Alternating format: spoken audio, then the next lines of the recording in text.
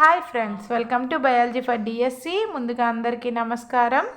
Friends, ఈ వీడియోలో మనం ఏ కాంపిటేటివ్కి ఎగ్జామ్కి ప్రిపేర్ అవ్వాలన్నా సరే ఏ స్టెప్స్ ఫాలో అవ్వాలి, ఏ అంశాలు ఫాలో అవ్వాలనేది ఈ వీడియోలో డిస్కస్ చేద్దాం. ఈ స్టెప్స్ ప్రతి కాంపిటేటివ్ ఎగ్జామ్కి ప్రిపేర్ అయ్యే వాళ్ళు కూడా ఈ స్టెప్స్ అనేవి ఫాలో అవ్వాలి. ఏ ఎగ్జామ్ అయినా సరే, డిఎస్సి అయినా, ఏ ఎగ్జామ్ అయినా సరే, గ్రూప్స్ అయినా, ఆ ఎగ్జామ్కి సంబంధించి ఈ 10 స్టెప్స్ అనేవి ఖచ్చితంగా ఫాలో అవ్వాలి.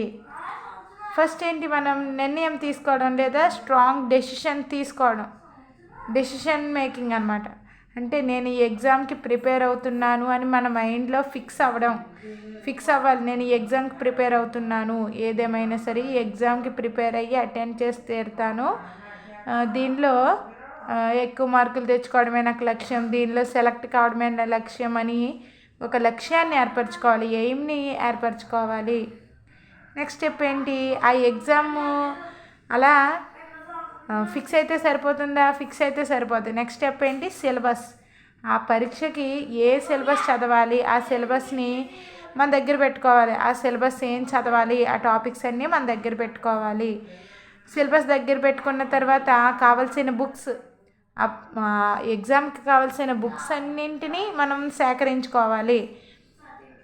నెక్స్ట్ బుక్స్ అన్నీ సేకరించుకున్న తర్వాత ఆ బుక్స్ అన్నింటినీ, అంటే ఏ టైంలో ఏ బుక్ చదవాలనేది టైం టేబుల్ వేసుకోవాలి.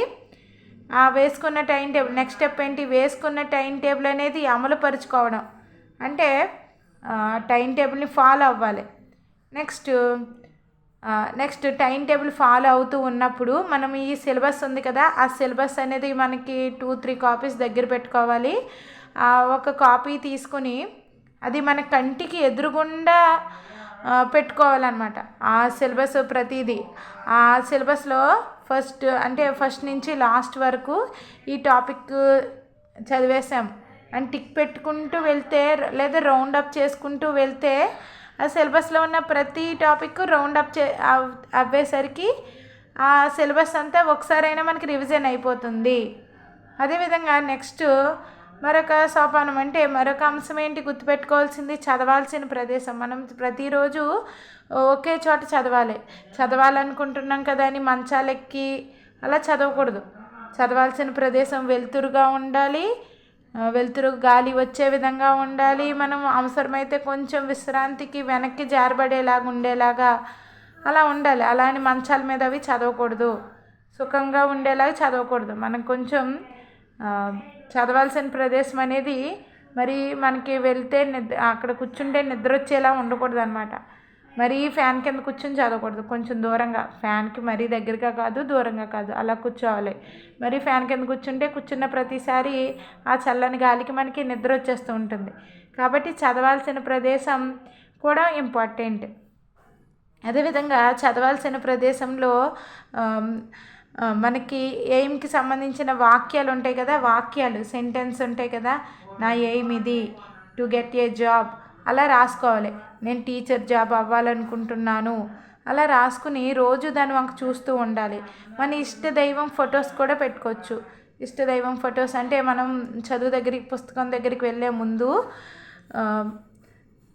ఇష్టదైవాన్ని ప్రార్థన చేసుకుని, అంటే ఏ దేవుడైనా సరే, ఎవరి ఇష్టం వాళ్ళది, ఇష్టదైవం ఫోటో పెట్టుకుని పాజిటివ్ మైండ్ సెట్ తోటి ఉండడానికి కూడా ఈ ఫోటో అనేది, అంటే ఫోటో పెట్టుకోవడం, పాజిటివ్ వాక్యాలు రాసుకోవడం, మనం చదువుకునే ప్రదేశంలో అవి కనపడేటట్టు చేసుకోవడం.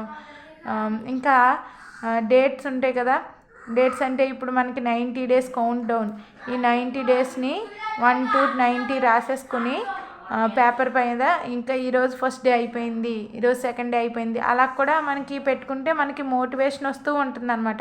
ఇంకా ఇన్ని డేసే ఉన్నాయి, ఇంకా చదువుకోవాలి అలా అనిపిస్తుంది.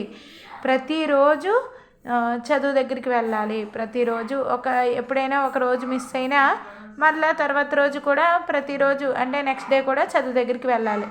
ఓకే, ఇప్పటి వరకు ఎలా చదివేసామనుకుంటే ఇప్పుడు నెక్స్ట్ ఏం చెయ్యాలి, ఎగ్జామ్ వచ్చేటప్పటికి ఇంకా టైం ఉంటే రివిజన్స్ అనేవి చెయ్యాలి. రివిజన్స్ చేయడం మెయిన్.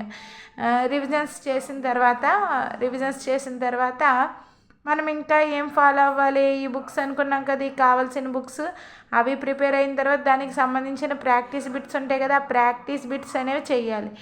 ఏ కాంపిటేటివ్ ఎగ్జామ్కి ప్రిపేర్ అయినా సరే ఈ టిప్స్ అంటే ఈ సోపానాలు అనేవి ఫాలో అయితే సక్సెస్ అనేది మనం పొందొచ్చు, సక్సెస్ అనేది గెయిన్ చేయొచ్చు. I wish you all the best. Thanks for watching. ఈ వీడియోని కాంపిటేటివ్ ఎగ్జామ్స్కి ప్రిపేర్ అయ్యే వాళ్ళందరికీ షేర్ చేయండి. ఈ వీడియో అందరికీ యూజ్ అవుతుందని అనుకుంటున్నాను. Stay tuned and keep watching biology for DSC.